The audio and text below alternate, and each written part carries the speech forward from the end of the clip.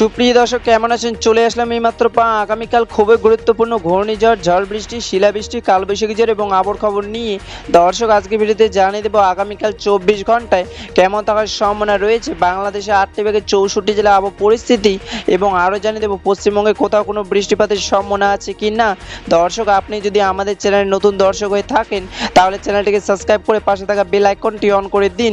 তো চলুন এবার জেনে নিই এক নজরে। দর্শক, ইতিমধ্যে গত 24 ঘন্টায় আবহবিদ বাংলাদেশের সর্বনিম্ন তাপমাত্রা রেকর্ড করেছেন রংপুর বেগে 35 থেকে 36 ডিগ্রি সেলসিয়াস, এবং আবহবিদ আরও জানিয়েছেন ইতিমধ্যে চট্টগ্রাম, পঞ্চগড়, খুলনা, যশোর, ঢাকা, গাজীপুর, ফরিদপুর, সিলেট, হবিগঞ্জ, ময়মনসিংহ, টাঙ্গাইল ও রংপুর জেলায় আগামী কয়েকদিন মেঘলা আকাশ থাকার সম্ভাবনা রয়েছে।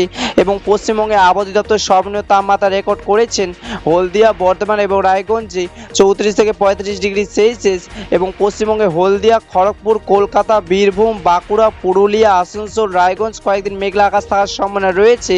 দর্শক, এবার সরাসরি চলে আসলাম মেঘ বিশ্লেষণের পূর্বাভাস চিত্রে, এবং এই মুহূর্তে দেখতে পাচ্ছি আজ এবং আগামীকাল 24 ঘন্টায় বাংলাদেশে 8টি থেকে 64 জেলা আকাশ মেঘলা থাকার সম্ভাবনা রয়েছে।